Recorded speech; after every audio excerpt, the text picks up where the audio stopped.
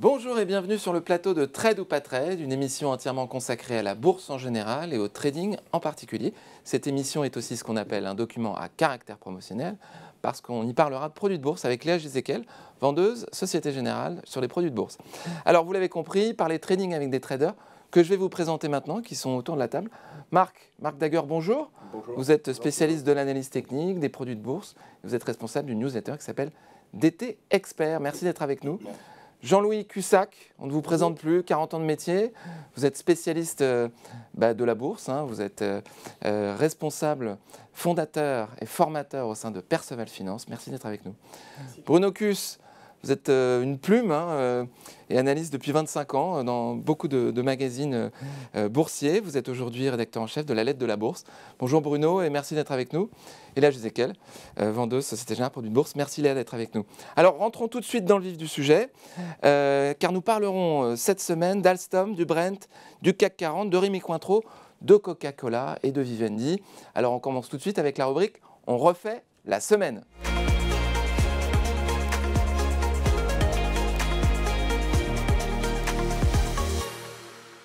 On refait la semaine avec, pour nous parler de Alstom, Bruno. Vous êtes intéressé à Alstom cette semaine.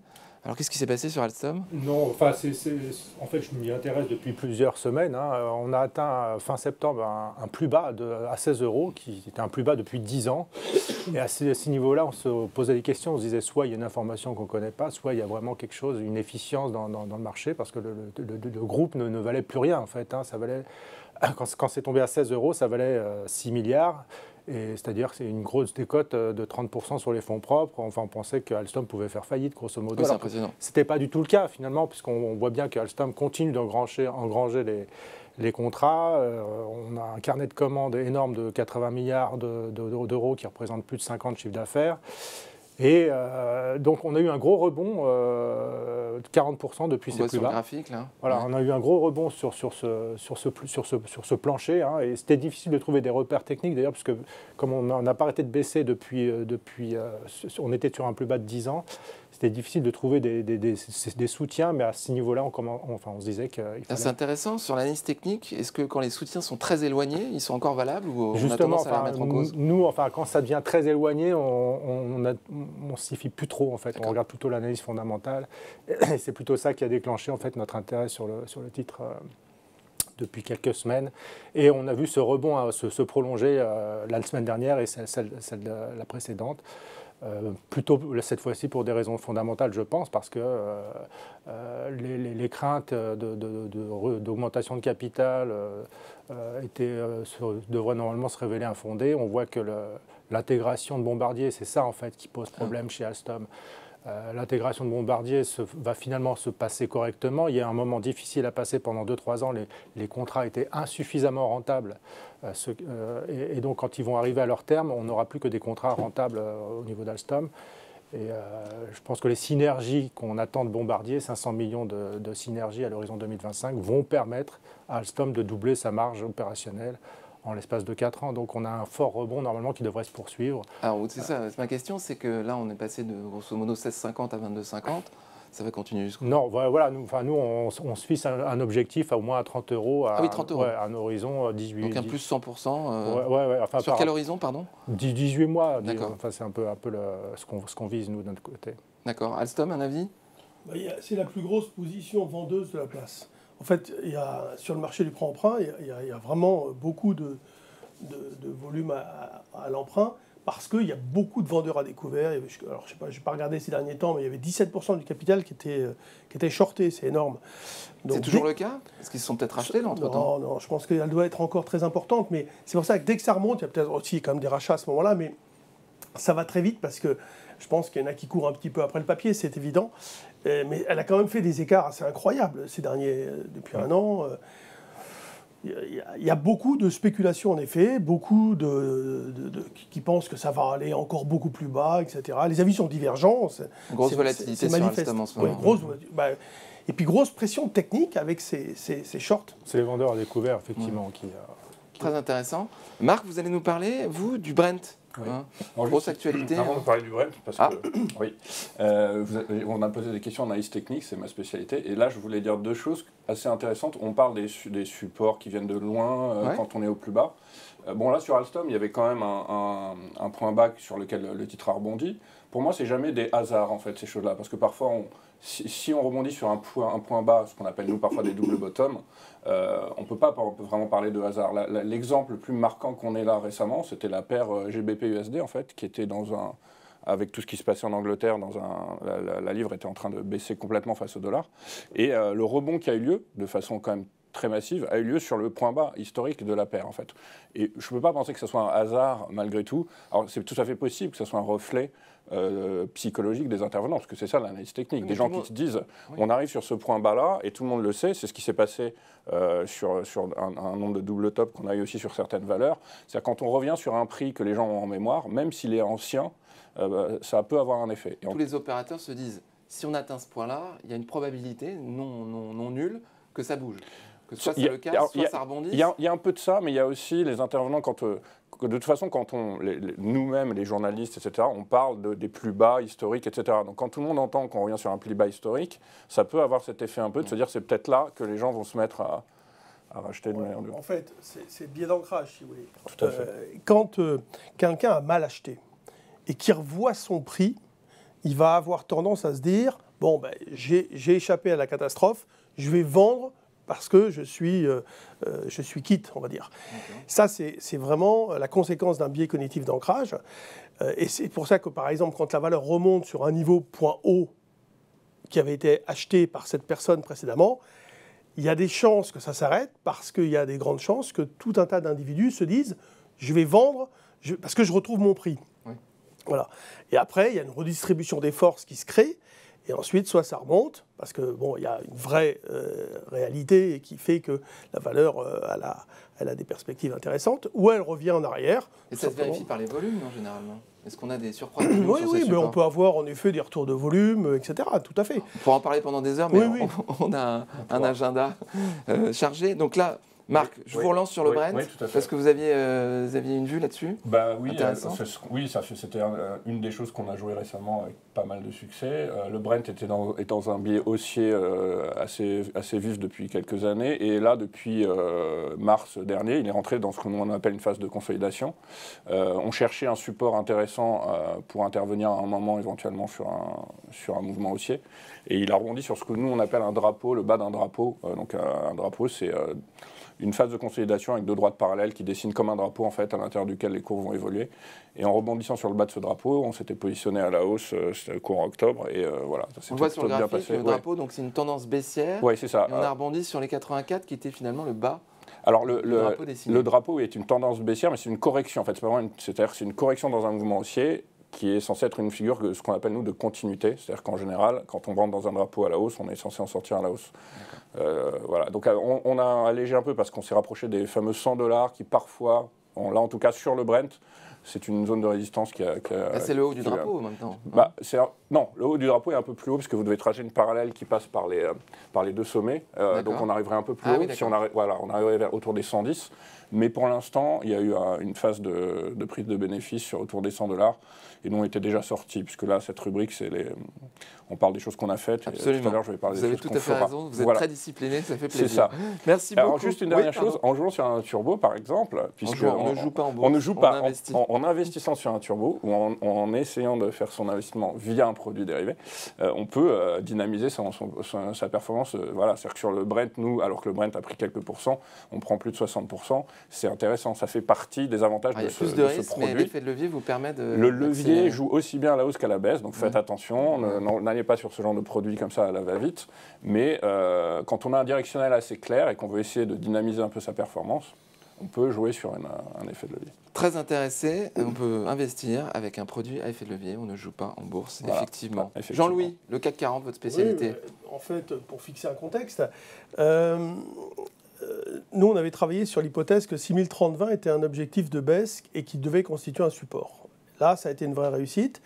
Le marché a rebondi, au-delà d'ailleurs de ce qu'on pouvait imaginer. Mais on considérait que le risque était asymétrique. Pourquoi? Parce que les marchés étaient parfaitement conscients des risques, avaient parfaitement identifié tous les problèmes, étaient hyper méfiants et pas du tout complaisants. Et donc, il a résisté dans cette dernière phase à toutes les pressions haussières sur les taux d'intérêt, à tout. Il a résisté à tout. Et il a accéléré sans rencontrer, c'est ça qui est très important, sans rencontrer de véritable contrepartie vendeuse, parce que le marché, même quand il était à 6000, 6100, il n'était pas potentiellement vendeur sur rebond, parce que hyper protégé. Et ça, on peut le lire, si vous voulez, à travers la volatilité. Alors, hyper protégé, expliquez-nous un peu. Hyper protégé, on le lit par rapport à la volatilité implicite. C'est-à-dire qu'ils achètent des puts, par exemple. Il y a une demande sur les options, et cette demande crée une augmentation du prix de l'option via la volatilité implicite. C'est-à-dire qu'on anticipe, si vous voulez, on anticipe pour la suite un marché peut-être chaotique. En tout cas, on se prémunit du fait qu'il peut baisser à cause, par exemple, de la guerre en Ukraine, à cause de... Donc il y a une double position, une position acheteur d'un côté et une protection pour partie. Et une fois qu'on a un portefeuille protégé, ben on est serein, on n'est plus vendeur potentiel. Voilà. Et donc, il faut bien comprendre que ce mouvement, qui est une anticipation très optimiste de la suite des événements, s'est fait d'une manière très algorithmique, avec beaucoup d'arbitrage, beaucoup d'algo derrière à la manœuvre, sur des contre-pieds parfois. Le marché partait à la baisse, 2 heures plus tard, il avait pris 2%, c'était assez incroyable. Et là, il tient, malgré les mêmes menaces, le fait que la Banque centrale européenne a bien dit qu'ils allaient avoir une politique très restrictive sur les taux, qu'ils allaient être partout d'ailleurs, hein, et les marchés ils tiennent très bien. Voilà. Parce qu'ils continuent d'être hyper protégés. Le marché a pris 400 points, partant du point bas beaucoup plus, mais la volatilité implicite, aujourd'hui, est à 19. Alors, elle a bien baissé, elle était à 25, mais à 19, c'est, si vous voulez, important par rapport à l'historique. La moyenne, c'est plutôt 14, par exemple. 15, ouais. Mais dans la moyenne, parfois, il n'y a personne. Hein. Mais comme les marchés sont de façon construits et d'une manière qui provoque des excès à cause des contraintes d'arbitrage diverses et variées, là, on a un excès de hausse, mais qui va peut-être déboucher sur de bonnes nouvelles, on ne sait jamais. Peut-être que ce qui est anticipé, c'était quoi? C'était le fait que la Chine abandonne la politique zéro Covid. Ils ont démenti. Mais le marché... Il n'a pas bougé. Non, parce qu'ils pensent toujours que ils vont être contraints de le faire à terme. D'accord. Si vous voulez. Donc, ils se disent, on y arrivera. C'est sûr qu'à un moment donné, on arrêtera cette politique zéro Covid. Ils vont arrêter, mais quand, on ne sait pas. Et puis, il y a toujours aussi l'idée qu'il y a eu des discussions entre les États-Unis et la Russie pour amener l'Ukraine et la Russie à négocier. Donc, voilà, le risque est asymétrique parce qu'on a tout un tas de bonnes nouvelles potentielles. À côté de ça... Ça paraît fragile quand même. Oui, mais à côté de ça, vous avez en effet des sociétés qui sont très méfiantes de leur guidance 2023. Ils mettent en avant la hausse du coût de l'énergie, la hausse du coût des salaires. Et il y a beaucoup de problèmes. En effet, attention, hein, au niveau des sociétés, c'est beaucoup plus complexe. Et surtout, on a des situations qui sont très différentes entre les sociétés. Donc on y reviendra, bien sûr, dans les propositions. Mais là, il faut être hyper sélectif, faire très, très attention et bien regarder...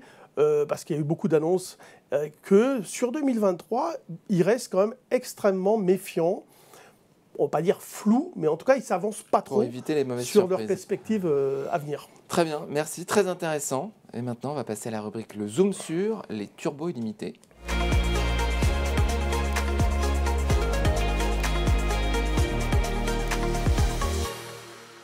Le Zoom sur les turbos illimités. Léa, je vous en prie.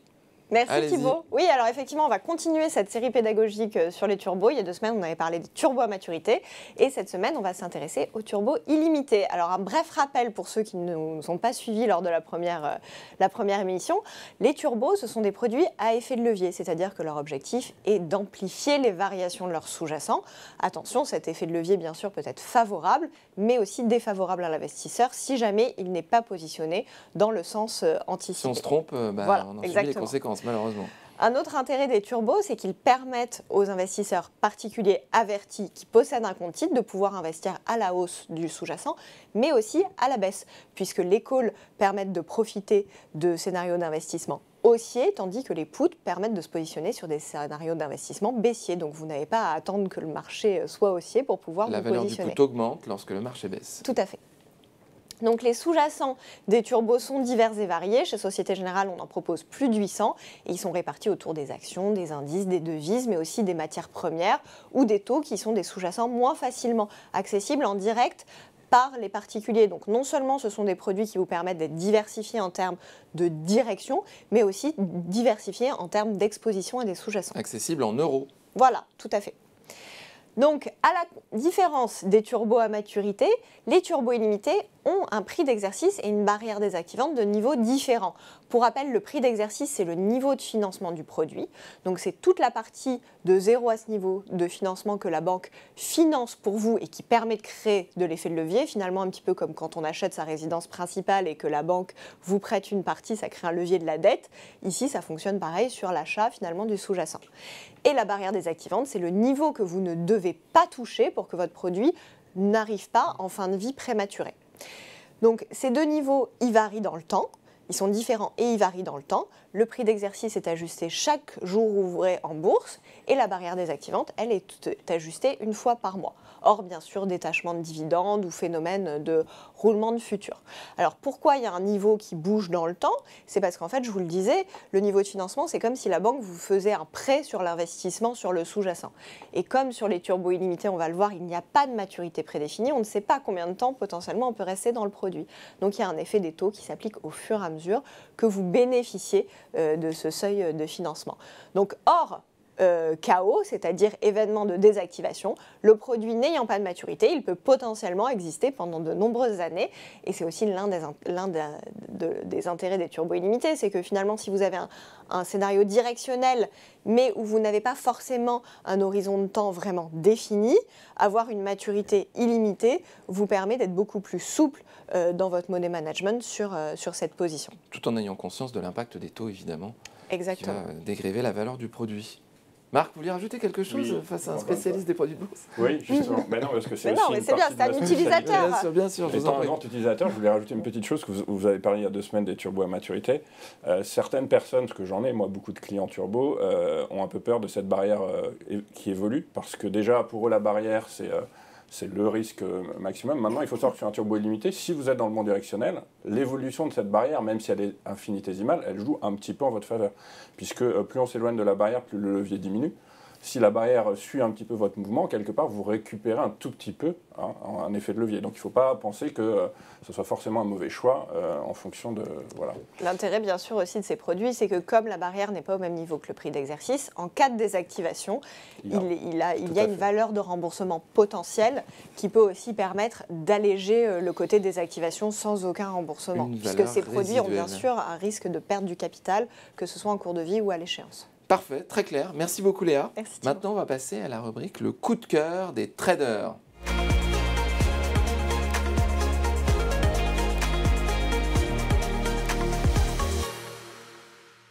Le coup de cœur des traders avec, pour commencer, Bruno Cus. Vous allez commencer avec Rémi Cointreau, un classique de la cote. Ouais, j'ai choisi. Attends. Vous avez 60 secondes, donc il faut attendre que le chronomètre soit mis en place. On va y aller, c'est parti. Rémi Cointreau, parce qu'on a atteint un support qui avait été atteint en juin dernier à 155 € et on a rebondi dessus. Il y a eu un reflux du titre suite à la dernière publication semestrielle. Le chiffre semestriel était excellent, croissance de 34%. La direction a simplement dit on va avoir une normalisation de la consommation après 2 ans de fort rattrapage. Ça a inquiété un petit peu les investisseurs, mais enfin, les fondamentaux restent vraiment excellents. On a une société qui a un fort pricing power et aujourd'hui, je trouve que c'est vraiment l'essentiel pour une entreprise de pouvoir défendre ses marges. Et c'est le cas de Rémi Cointreau, une forte présence sur le cognac et donc des marchés américains et chinois qui sont très demandeurs de ces produits-là. Et cette capacité à augmenter les prix va continuer. La société s'est fixé un objectif de marge opérationnelle à 33%. 5 secondes. À l'horizon 2030, contre 25% aujourd'hui. Donc on est cher, mais c'est une belle valeur. C'est fini. Je suis désolé. Vous n'avez pas eu l'occasion d'expliquer ce que c'était que Pricing Power, mais on va peut-être y revenir. Messieurs, trade ou pas trade? Go ou stop? Non, Alors, nous avons un go ici et nous avons un stop. Ah bah oui, mais là, il n'y a plus de Non, débat. non, c'est vrai que... vas-y. Alors, vas-y, Marc. Vas-y. Alors moi, ma spécialité, c'est le technique, donc je regardais le graphique. J'étais un petit peu mitigé comme Jean-Louis pour d'autres raisons, mais le discours fondamental, Bruno, je le connais très bien. Mais techniquement, il y a une possibilité effectivement de rebond qui n'est pas complètement incompatible avec justement ce qu'on disait tout à l'heure. On est revenu sur un point bas autour des 152-70 avant de rebondir. Et ça peut donner une configuration de rebond, en tout cas à moyen terme, qui pourrait être intéressant. Très bien. Jean-Louis. Oui, non, mais c'est vrai que la situation est bonne sur le plan technique. Le fait est que quand les sociétés comme ça accumulent du retard, c'est pas sans raison non plus. Donc, c'est un peu le but aussi de notre rôle aujourd'hui, c'est de trouver des valeurs qui ont peut-être du potentiel par rapport à l'indice. Mais si elles ont du potentiel, ça veut dire du retard, c'est qu'il y a aussi des problèmes en contrepartie. Donc voilà, il faut aborder... Il faut peut-être attendre un petit signal d'impulsion, une augmentation des volumes, des choses comme ça. Mais sinon, sur le plan d'un support, d'un niveau support d'intervention, si on y croit, on peut y aller. Alors moi, je voulais que vous expliquiez un peu pricing power, parce que nos auditeurs ne sont pas forcément... Oui, alors le pricing power, c'est la capacité des entreprises à défendre leurs marges, à augmenter leurs prix pour compenser l'effet inflationniste, en fait, sur les coûts, en fait, donc pouvoir les répercuter au client final. Alors, vous considérez donc que les produits de Rémy Cointreau peuvent supporter une hausse des prix sans une baisse de la vente? Oui, parce qu'on est sur le segment du luxe. Rémy Cointreau, ils vendent vraiment... Enfin, le principal produit de Rémy Cointreau, c'est le cognac. C'est à peu près 2/3 du résultat opérationnel. Et c'est un produit haut de gamme. Et en plus, ils sont sur le cognac qui est déjà haut de gamme à la base, mais en plus, vraiment sur du très haut de gamme. Du très haut de gamme. Donc, les hausses de prix passent assez facilement auprès de la clientèle qui est assez aisée, quoi. Très intéressant. C'était donc Rémy Cointreau. Merci Bruno Kuss. On va passer maintenant... on reste dans les boissons, mais plus mainstream, là, on va dire Coca-Cola, avec Marc. On remet le chronomètre. 3, 2, 1, c'est parti Marc. Alors Coca-Cola, comme je vous l'ai dit tout à l'heure, moi c'est techniquement, mais quand même c'est une valeur que tout le monde connaît, qui est quand même relativement défensive, solide. On le voit, c'est une valeur qui est inscrite dans une tendance haussière de fond permanente. La dernière forte baisse ayant eu lieu lors du fameux Covid pendant un mois. Alors justement, techniquement, on a plusieurs choses intéressantes. On a le rebond sur les 55 $ qui était justement le point haut d'avant Covid. C'est ce que nous on appelle un overlap, c'est-à-dire qu'on voit que c'est une zone de résistance forte qui a arrêté le marché à plusieurs reprises. Et une fois que le marché réussit à dépasser ce niveau, comme le disait Jean-Louis Truer, le biais d'ancrage, les gens, quand on revient sur ce niveau, ils se mettent à racheter et le titre remonte. D'un autre côté, on a fait ce qu'on appelle, nous, et je l'ai mis sur le graphique, une ABC de correction. Donc, dans notre jargon héliotiste, que je ne peux pas expliquer en 60 secondes, ça signifie normalement la fin d'une correction. Et nous, on va jouer ce potentiel de hausse à court moyen terme avec des objectifs autour de 65 $ dans un premier temps. Parfait. Bruno, Jean-Louis, qu'est-ce que vous en pensez? Vos petites... C'est un oui. Mais il n'y a que des oui aujourd'hui, c'est incroyable.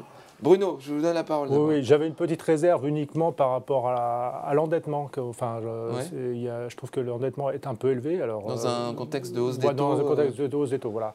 Mais bon, voilà, la société, elle distribue pas mal de dividendes. Elle a encore augmenté son dividende de 14%. Et c'est peut-être pour ça aussi. Donc ça pèse un petit peu sur le bilan, mais elle a largement les moyens de faire face à ses remboursements. Il n'y a pas de souci. Mais voilà, on a une dette qui dépasse les fonds propres. D'accord. C'est pas anodin quand même. Moi, voilà, c'est un peu mais sinon, sur le reste, voilà, on est sur un segment défensif, une société qui arrive à augmenter ses prix aussi. On a vu sur les derniers résultats et qui fonctionne très bien. Donc, c'est pas que des boissons d'ailleurs, Coca-Cola. C'est toute la. Ah oui, il y a énormément de marques à l'intérieur. Oui. Très bien, Jean-Louis, vous étiez aussi plutôt favorable à ce scénario? Oui, écoutez, de toute façon, si on veut continuer de jouer les marchés américains... Investir Non, mais oui, d'investir, mais de jouer la hausse, quoi. D'investir à la hausse, oui. L'idée d'acheter du coca, alors peut-être sur des petits replis, des choses comme ça. Mais Coca-Cola, il y a un côté symbolique. C'est la valeur de grande consommation c'est pas une par cyclique, excellence. Voilà, tout le monde connaît Coca-Cola, tout le monde... c'est une marque qui est connue dans le monde entier, dans des endroits perdus. On peut considérer quand même qu'il y a une forte résilience. Donc c'est des valeurs à acheter sur des replis systématiquement. Là, on est sur un consensus. C'est pas si souvent. Merci beaucoup Marc. Et pour terminer, Jean-Louis, vous allez nous parler de Vivendi. Vivendi, on regarde le chronomètre. Eh bien c'est parti Jean-Louis, c'est à vous. Donc voilà, un petit peu comme sur Rémy Cointreau, moi j'ai essayé de trouver une valeur qui offre d'abord du rendement, Un côté spéculatif avec Bolloré, on ne sait pas trop ce qui peut se passer. Là, ils ont racheté par exemple leur propre titre, ils ont arrêté, mais elle a commencé à progresser. Elle est très en retard par rapport à l'indice CAC 40. Alors, très en retard, pourquoi, etc. C'est toujours la même chose. Il y a certainement des raisons, il y en a, on peut pas rentrer dans le détail, mais et elle est dans une situation, si vous voulez, d'aller chercher une zone peut-être autour de 10 €, pourquoi pas. Et donc, le risque me paraît faible. Il y a des mouvements sur le capital qui vont se mettre en place. Editis a peut-être vendu, etc. Splitté. Voilà. C'est un dossier qui me paraît intéressant, représentant un risque modéré dans une perspective long terme, quoi qu'il se passe sur le marché, parce qu'elle ne pèse pas trop lourd dans le CAC, donc elle ne sera pas non plus massacrée. C'est fini, 60 secondes. Alors, qu'est-ce que vous en pensez, Bruno, Marc? C'est pas possible. 3 valeurs, 3 go, tout est vert. Attention quand même. Hein. Alors, Bruno? Non, je suis d'accord. On voit qu'il y a effectivement un support intéressant, mais sur le plan fondamental aussi, il y a une forte décote sur l'actif net réévalué, hein, parce que si on vendait Vivendi tous les actifs à la découpe, on a une décote de 50% sur l'actif net réévalué. Donc c'est très important, d'autant qu'il y a cet aspect spéculatif qui peut intervenir assez rapidement, puisque la société Vivendi va annuler ses titres. Elle a dit qu'elle annulerait ses titres autodétenus, ce qui fera mécaniquement passer Bolloré au-dessus de 30% du capital avant un an. Et donc Bolloré sera... Et augmentera le bénéfice net par action. Non, mais c'est surtout que Bolloré sera obligé de lancer une OPA sur la société, normalement. Donc d'ici un an, on peut s'attendre à une opération sur le capital de Vivendi. De l'actualité, en tout cas. Très intéressant. Marc? Oui, je suis assez d'un point de vue technique. Alors techniquement, Jean-Louis a dit quelque chose de très juste, c'est cette notion de rattrapage que j'ai vérifié très souvent par rapport au CAC, etc. Des valeurs qui ont été un peu plus massacrées ont tendance à avoir une volatilité plus importante derrière. Et ce qu'a dit effectivement Bruno sur l'histoire de Bolloré est également très intéressante. Si on a un risque d'OPA, c'est sûr que ça ne va pas jouer en défaveur des cours si on veut investir sur la valeur. Bien sûr. Mais Jean-Louis, vous, l'OPA, vous étiez plus circonspect? Oui, parce que je pense qu'il y aura peut-être moyen d'y échapper, mais de toute façon, il y a tellement de sociétés dans le Gameloft, etc., qu'il peut se passer des choses à tous les niveaux, des splits, en effet, annuler les actions autodétenues fait évidemment monter la participation de Bolloré, mais aussi monter la participation des actionnaires minoritaires, si vous voulez. Hein, on a moins d'actions, donc moins de valeur à se partager sur un nombre d'actions important. Donc non, c'est bien. Le risque me paraît très modéré par rapport à la situation actuelle. Ok, parfait. Merci infiniment. Et maintenant, nous allons passer à la rubrique quiz.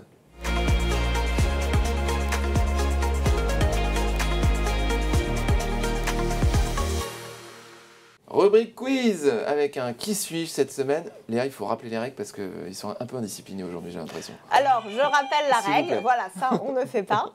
Donc, je vous donne la question et je cite les 3 réponses possibles. On attend la fin de l'énoncé des 3 réponses possibles avant de buzzer sous peine de disqualification imminente. Sur la question. Alors, on vous demandera pas de sortir de la pièce. Première question. Je viens de racheter une entreprise. Dans la foulée, j'ai décidé de licencier le PDG, ainsi que le directeur financier et la directrice des affaires juridiques. Je suis réponse 1, Bernard Arnault. Réponse 2, Elon Musk. Réponse 3, Vincent Bolloré. C'est Bruno. Elon Musk. Exactement, effectivement, il fallait vraiment être en vacances sans Wi-Fi pour avoir loupé cette information. Elon Musk, qui a racheté pour 44 milliards de dollars Twitter, on le rappelle, vient de licencier effectivement massivement ses effectifs, puisque à peu près la moitié des employés de Twitter auraient reçu un email de licenciement selon la rumeur. Et effectivement, des postes hautement placés dans le réseau social ont effectivement été refaits. 1 point pour Bruno. Trop facile. C'était... Attention Jean-Louis, soyez pas trop confiant. Non mais le passé. Question 2. Je suis un homme politique. J'ai travaillé dans le passé dans une banque d'investissement et ma fortune personnelle équivaut à 2 fois celle du roi d'Angleterre. Je suis, réponse 1. Pardon. Out, Marc. Ok. Ouais, mais oui, Réponse c'est 1, Mario Draghi. Réponse 2, Rishi Sunak. Réponse 3, Emmanuel Macron. Ah, c'est Jean-Louis. Je sais pas, moi j'essaie de faire par élimination 2.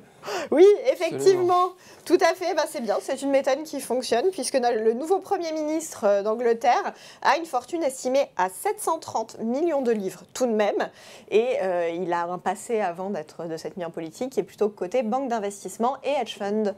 1 point pour Jean-Louis, 1 point pour Bruno. Marc, réveillez-vous. Ah non, mais je bosse trop vite. Et Vous soyez êtes trop disciplinés. impatient. Question numéro 3. J'ai perdu plus de 11 milliards de dollars le jeudi 27 octobre en raison de la chute en bourse d'une entreprise dont je suis propriétaire. Je suis petit 1 Jeff Bezos, petit 2 Zhang Yiming, petit 3 Mark Zuckerberg. C'est Jean-Louis. C'est il me Jean-Louis semble. encore. Marc, Vous le Tout à connaissez fait. C'est pas moi. Vous le connaissez C'est pas... C'est pas moi. J'aimerais bien l'avoir. Effectivement, c'est Mark Zuckerberg puisque ce jour-là, Meta a perdu 25% en bourse, ce qui équivaut pour lui finalement à une perte de 11 milliards de dollars. C'est quand même une mauvaise journée pour Mark, on ne va pas se le cacher. L'action était au plus bas depuis 2016 et sa fortune ce jour-là était passée de 140 milliards de dollars en 2021 à 40 milliards ce jour-ci. Voilà. Ça serait intéressant de voir combien Jeff a perdu aussi, parce que Amazon, là, depuis un petit mois, Ah oui, je pense aussi qu'on n'est subi pas un très petit loin peu, là. Mais là, Ouais, c'était c'est sur un jour, donc c'était vraiment oui, marquant. je sais. Ouais, mais, 2 points pour Jean-Louis, 1 point pour Bruno. Marc, c'est... ah oui, je sais. Votre avant-dernière Marc, c'est le moment là.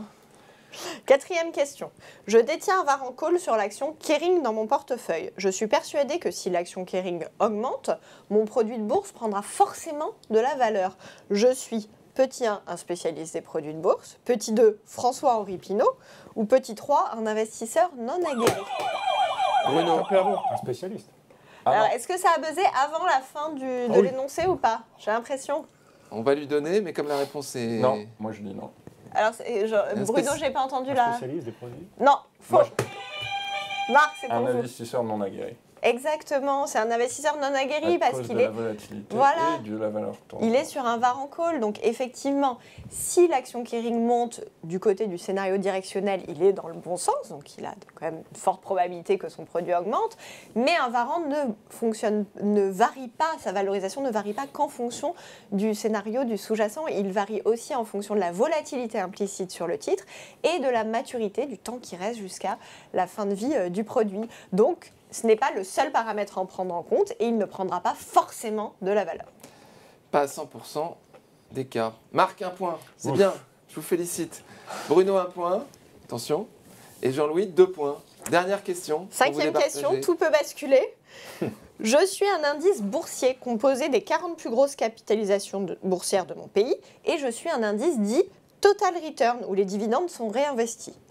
Qui suis-je? Petit 1, le DAX, petit 2, le S&P, petit 3, le CAC. Ah, je sais pas. Ouais. Qui est- Le DAX. Bah oui. Bravo. Effectivement, le DAX, donc la subtilité, c'est qu'avant Oui. c'était le DAX 30 et qu'il est passé au DAX 40 en 2021, c'est assez récent. Le S&P, quant à lui, bien sûr, c'est les 500 plus grosses capitalisations des États-Unis et le CAC regroupe bien 40 valeurs, mais pour autant, c'est un indice qu'on appelle price return, c'est-à-dire que les dividendes ne sont pas réinvestis. Comme la plupart des indices internationaux, Tout le à DAX étant une exception. Merci beaucoup à tous. Donc, victoire de Bah, Julie. moi, Égalité. Ex aequo. Bah, ex aequo justement, entre du coup. Bruno. donc c'est moi qui ai gagné. Voilà, par Ex élimination. aequo entre Bruno et Merci. Jean-Louis. Marc, merci de votre participation. Vous ferez mieux la prochaine fois. Ouais. Merci de votre attention pour cette émission. Si vous aimez l'émission, vous pouvez cliquer sur like sur nos réseaux sociaux. Et à la prochaine fois.